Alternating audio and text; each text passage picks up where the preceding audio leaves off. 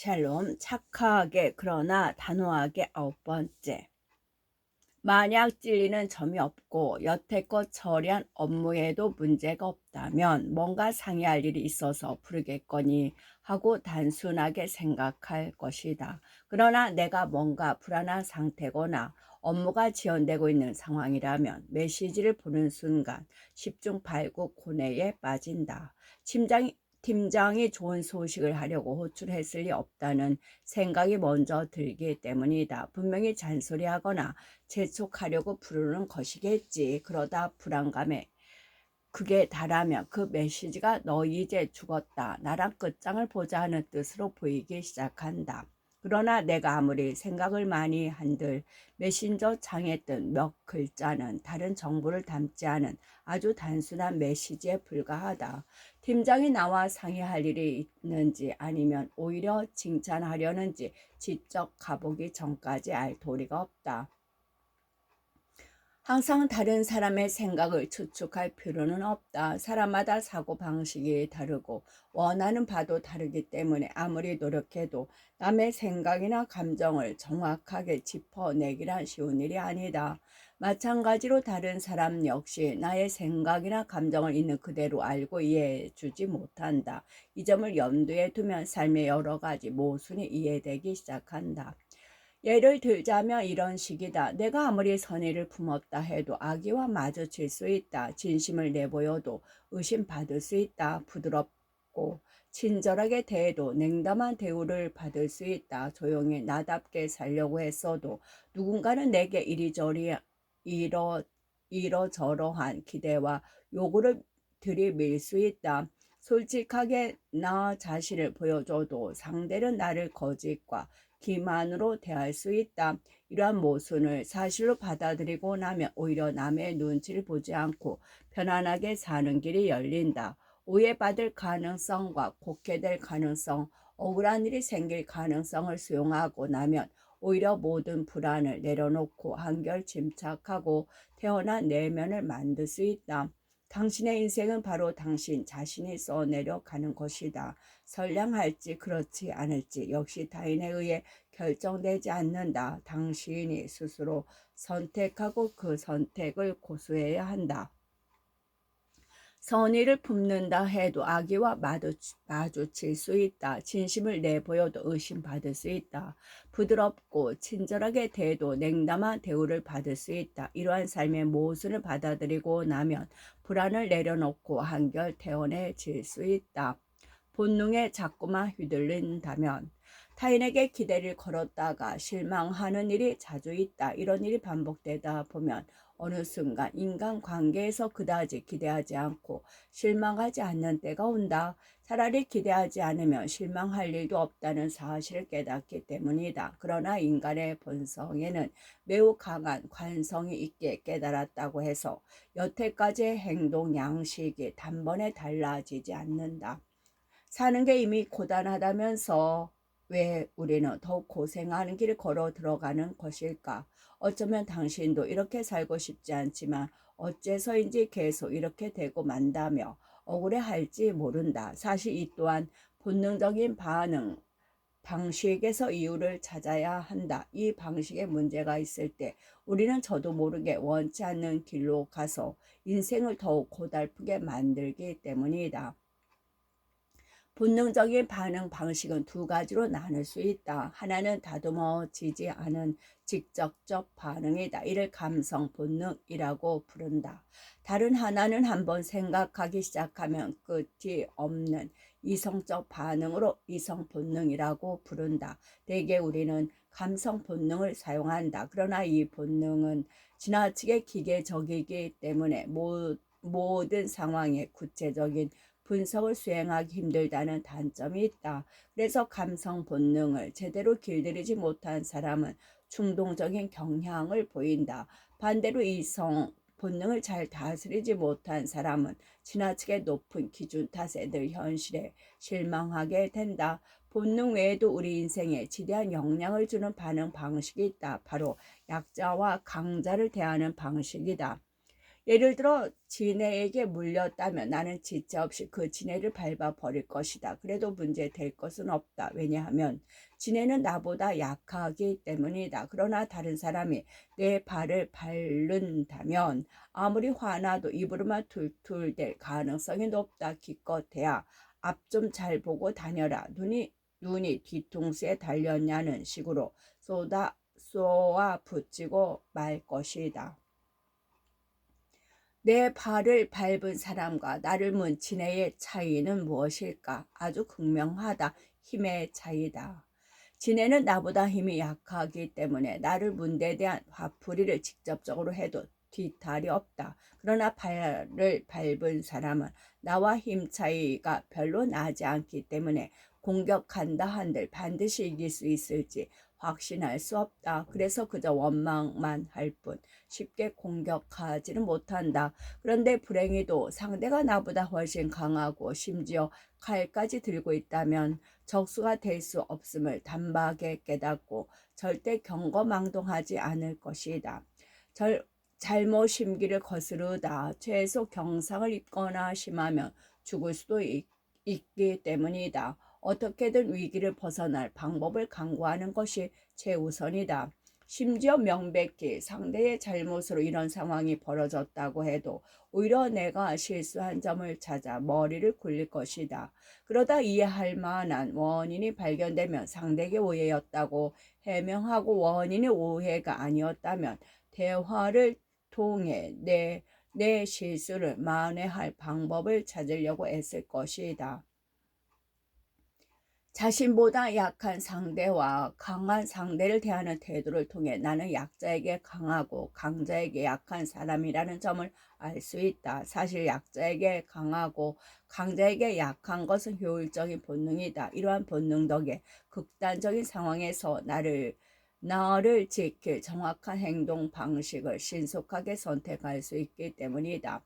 또한 힘의 우열이 확실할 때는 행동의 선택지도 비교적 간단하다. 약자가 나를 도발하거나 불쾌하게 하면 우리는 보통 품도 적게 들고 신경도 덜 쓰이는 처리 방식을 먼저 선택하지 구구절절 이치를 따져가며 상대와 대화하지 않는다. 상대가 도저히 대항할 수 없을 만큼 강자일 때도 마찬가지다. 무조건 상대에게 맞춘다는 원칙을 세우고 어떻게든 위기를 모면하려 할 뿐 이치를 따지는 일은 거의 없다. 그 편이 훨씬 쉽기 때문이다. 그래도 품도 들고 신경도 쓸 수밖에 없는 상황이 하나 있다. 상대가 약자와 강자의 중간 지점에 있는 경우다. 다시 말해 상대가 나와 힘이 비슷할 때는 대개 이치를 먼저 따지지 무조건 반격하는 일은 극히 적다. 만약 중간 지대에서 서로 적정선을 찾기 위해 난폭하고 폭력적인 방식을 선택하면 문제가 발생한다. 나와 상대의 역량이 비등하기에 어느 누구도 절대 우위를 차지할 수 없는 상태에서 서로 공격과 반격을 주고받으며 끝없는 악순환에 빠질 수 있기 때문이다. 앞서 언급했듯이 생존이라는 측면에서 보면 약자에게 강하고 강자에게 약한 것은 분명히 쓸모있는 본능이다. 그러나 본능을 제대로 길들인 것이야말로 한결 성숙한 인간으로 거듭나는 길임을 의심할 여지가 없다. 생각해보자. 나보다 약한 상대면 스스럼 없이 공격하는 게 과연 당연한 일일까? 나보다 약하다고 생각한 상대에게 같은 정도의 반격을 당하거나 상처를 입었을 때 미친 듯이 화가 난다면 그런 내 상태는 과연 정상일까? 또 이를 참지 못하고 폭력으로 폭력을 제어하면서 내 세계를 공격과 반격으로 제어나가는 것이 과연 옳은 일일까? 폭력을 폭력으로 다스리는 방법으로는 어떤 문제도 해결할 수 없다. 왜냐하면 나와 힘이 비슷한 상대에게는 이 방법이 아무 효과도 발휘하지 못하기 때문이다. 상대에게는 반격할 능력이 충분히 있고 반드시 나를 이기지는 못하더라도 상처를 입힐 가능성은 충분하다. 이렇듯 서로 상처 입게 되면 결국 양쪽 모두 손해를 볼 수밖에 없다. 이런 결말을 피하려면 먼저 자발적으로 남에게 상처 주기를 그만두어야 한다. 그래야 남도 더 이상 나를 공격하지 않는다. 이 같은 원리를 쉽게 이해할 수 있도록 전략적 게임을 하나 소개하겠다. 이 게임에는 최후의 승부를 앞둔 ABC 세 사람이 참여한다. 이들은 단 한 번도 발사할 수 있는 총을 가지고 총알을 가지고 한 변이 1m의 정삼각형의 꼭지점에 한 사람씩 선다. 사격 실력은 모두 출중하기 때문에 아무도 빗맞힐 가능성이 없으며 총은 동시에 발사한다. 만약 당신이 그중 한 사람이라고 가정한다면 어떻게 해야 살아남을 수 있을까? 예를 들어 A와 B가 동시에 C를 쏜다면 C 역시 반드시 A와 B 둘 중에 한 사람을 쏠 테고 그럼 생존 확률은 반반이 된다. 사실 여러 가지 전략을 아무리 열심히 궁리한다고 해도 정확한 답은 하나뿐이다. 바로 재빨리 총을 내려놓는 것이다. 내가 A라고 했을 때 만약 총을 내려놓으면 나는 더 이상 B와 C에게 위협적인 존재가 아니게 된다. 총에 있는 사람만이 다른 사람을 해칠 수 있기 때문이다. 그러기에 나머지 둘은 자신을 방어하기 위해 총에 있는 서로를 겨눌 수밖에 없고 결과적으로 나는 안전해진다. 전체는 하나, 반드시 먼저 자발적으로 총을 내려놓아야 한다는 것이다. 전제는 하나, 반드시 먼저 자발적으로 총을 내려놓아야 한다는 것이다. 자신이 상처 입지 않는 가장 지혜로운 길은 자발적으로 공격을 포기하는 것이다. 남에게 해롭지 않은 존재가 되면 남도 나를 해하지 않는다. 착한 사람이 쉽게 신뢰받는 이유도 이와 같다. 타인을 향한 공격이나 본능적인 자기 방어적 반격을 의식적으로 그치면 서로 상처 입히는 악순환을 끊을 수 있다. 그러려면 먼저 나 자신의 가치를 정확하게 인지해야 한다. 내가 스스로의 가치를 인정할 때 비로소 타인의 단편적인 판단이나 비난에 휘둘리지 않을 수 있기 때문이다. 또 그래야만 무의식적인 자기 보호적 반격으로 타인을 상처 입히거나 해하는 과오를 막을 수 있다. 인간관계를 맺는 원칙은 전적으로 나 자신의 선택에 달려있다. 가능하다면 덕을 덕으로만 갚는 데서 원한을 정의로 대하는 데까지 발전하고 더 나아가 원한을 덕으로 대하는 수준을 이루도록 노력해야 한다. 나를 알고 세상을 이해하며 어떤 시련에도 무너지지 않고 견고하고 강한 내면을 기를 수 있다. 내면이 강한 사람은 그 자체로 빛이 나며 주변 사람에게 올바른 선의를 베풀게 된다. 그리고 종국에는 더 많은 사람이 다가와 더 큰 선의로 당신에게 보답할 것이다. 완벽한 건 그다지 매력 없어. 어느 날 강사로 일하는 친구가 찾아와 의기소침한 모습으로 이렇게 토로했다. 이번 강의는 정말 죽었어. 강단에 섰는데 왠지 바보가 된 것 같더라고. 자신감도 떨어지고 자꾸 주눅 들고 내가 뭘 잘났다고 여기 서 있나 싶고 심지어 나한테 배우겠다고 거기 와서 앉아있는 수강생들이 나보다 더 준비를 잘해온 거야. 자신만만하게 발표도 잘하고 말이지. 그러니까 더 겁나더라고. 내 부족한 면이 다 드러날까봐. 당장이라도 내려오고 싶었는데 그럴 수는 없고 어쩔 수 없이 땀 뻘뻘 흘리면서 꾸역꾸역 강의하긴 했는데 정말 죽을 맛이었어. 누구나 이와 비슷한 경험이 있을 것이다. 여러 사람 앞에서 어떤 일을 할 때 자신의 부족함에 들통날까봐 진땀을 흘린 경험 말이다.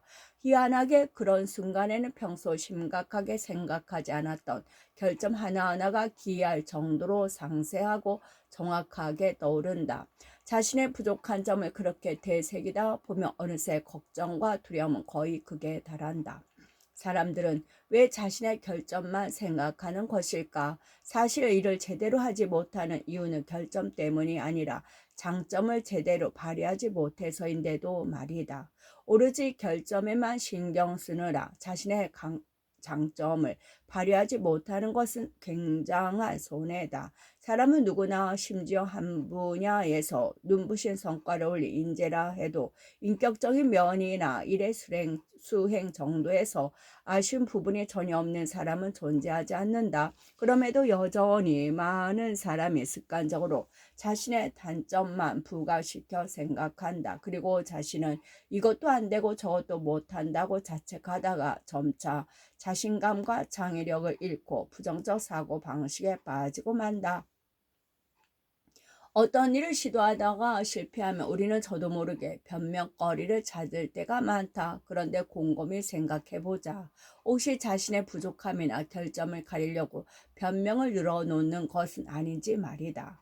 결점은 더욱 성장하고자 노력하는 동기가 되어야지 자기 합리화나 자기 포기의 이유가 되어서는 안 된다. 결점은 그것을 발판으로 딛고 더욱 정진하라는 일종의 암시다. 재미있는 이야기를 소개하겠다. 어느 거지가 커다란 저택을 찾아가 여주인에게 구걸했다. 팔 하나가 없는지 텅 빈 오른쪽 소매가 힘없이 흔들거렸다. 그러나 여주인은 그 모습을 보고도 냉정하게 대문 옆에 쌓여있는 벽돌 한 무더기를 가리키며 말했다. 저 벽돌을 전부 정원 안으로 날라주면 20위안을 줄게요. 거지가 벌컥 화냈다. 도와주기 싫으면 말지. 지금 사람을 놀리는 겁니까? 한 팔밖에 없는 내게 벽돌을 나르라니요. 하지만 여주인은 아랑곳 없이 몸을 숙이더니 일부러 한쪽 손만 서서 벽돌 하나를 집어들었다. 꼭 두 팔이 다 있어야만 일을 할 수 있는 건 아니에요. 자기가 부족한 점만 보지 마세요. 봐요. 나도 한 팔만으로 벽돌을 옮길 수 있는데 그쪽이라고 못하겠어요. 거지는 머리를 얻어맞은 표정으로 한참 동안 여주인을 바라봤다. 그러더니 마침내 한 손을 써서 벽돌을 나르기 시작했다. 전부 다 옮기는데 2시간쯤 걸렸다. 그 사이 그의 이마에는 땀이 송골송골 맺혀 흘렀다. 일이 끝난 뒤 여주인은 수건과 함께 20위안을 거지에게 건넸다. 그는 그것을 받아들며 살짝 떨리는 목소리로 말했다. 정말 고맙습니다. 자기 힘으로 일해서 당당하게 번 돈이니까 내게 고마워할 것 없어요. 아닙니다. 오늘 일 절대 잊지 않겠습니다. 괜찮다면 이 수건을 기념으로 가져가도 될까요? 거지는 여주인이 준 수건과 돈을 소중히 품고 허리를 깊이 숙여 인사한 뒤 천천히 멀어졌다. 몇 년 후 훤칠한 남자가 그 저택을 찾아왔다. 양복과 가죽 구두를 말쑥하게 차려입고 기백이 넘치는 그에게 흠이 있다면 오른팔이 없다는 점이었다. 오른쪽 소매가 바람에 표표히 날리는 가운데 그는 몸을 숙여 하나뿐인 손으로 여주인의 손을 꼭 잡았다. 여사님이 아니었다면 저는 아직도 거지였을 겁니다. 하지만 지금은 어엿한 회사의 사장이 됐습니다. 노색에 완연한 여주인이 웃으며 말했다. 내게 감사할 것 없어요. 당신이 감사해야 할 사람은 자기 자신이에요. 이렇게 성공할 수 있었던 까닭은 자신의 부족함에 얽매여 좌절하지 않은 덕분이랍니다. 결점만 있는 사람은 없다. 설사 거지라도 마찬가지다. 사람은 누구나 장점이 있다. 다만 결점에만 정신이 팔려서 장점을 발견하지 못할 뿐이다. 우리가 해야 할 일은 두껍게 쌓인 결점이라는 흙더미를 파내고 그 안에 숨겨진 장점의 뿌리를 발견하는 일이다. 많은 이가 고난과 어려움을 핑계로 자꾸 그 자리에 주저앉는다. 이는 결코 바람직한 태도가 아니다. 툭하면 고난 앞에 놀라서 주저앉을 때 우리 안에는 자기 비하감이라는 독초가 점점 자라난다. 사실 고난은 세월이 흐른 후 돌아보며 아무것도 아니다. 애초에 감당하지 못할 일이란 없었음을 깨닫게 된다. 그렇다면 자신의 부족함과 담담히 대면해야 하는 때가 언제일까? 만약 당신에게 다리가 하나뿐이라고 하자. 당신이 원하지도 않는데 굳이 마라톤 선수가 되려고 노력할 필요가 있을까? 당연히 없다. 남들보다 아주 특출하게 뛰어난 용물을 가지지 못했는데 굳이 민 대회에 나아갈 이유가 없는 것과 마찬가지다. 다시 말해 어떤 면에서 개선하기 어려운 결점을 갖고 있다면 굳이 나 자신과 줄다리기를 해가며 나의 부족함을 다른 사람의 우월함과 비교하지 않아도 된다는 뜻이다. 왜소한 사람이 굳이 자신의 체격을 자랑하려는 것은 어리석은 일이다. 결점에 집중하기보다는 장점을 발굴하고 발전시키는 편이 훨씬 지혜롭다. 또한 자신의 결점을 과감히 인정하면 새로운 길이 열리기도 한다. 자신이 부족한 연설 실력을 인정해서 위대한 인물로 거듭났던 벤자민 프랑클린처럼 말이다. 그는 이렇게 말했다. 나는 엉망진창인 연설가입니다. 기본적으로 말하고자 하는 바를 전달할 수는 있지만 말로써 사람들을 감동시키지는 못하지요. 그의 솜씨는 훨씬 나은데 말로 하려면 아무래도 제대로 표현하지를 못합니다. 그는 결코 주눅들지 않았다. 오히려 연설을 못한다는 약점을 보완하고 사람들의 신뢰를 얻기 위해 다른 방법을 강구했다. 안건을 제안할 때 줄곧 온화한 말투와 평온한 태도를 유지하고 먼저 자신의 부족함을 자발적으로 인정했다. 그는 단순히 기교 넘치는 말재주만으로는 승리를 얻기가 힘들다는 사실을 간파하고 자신의 약점을 인정하고 장점을 발휘함으로써 사람들의 지지를 받는 귀중한 경험을 얻었다.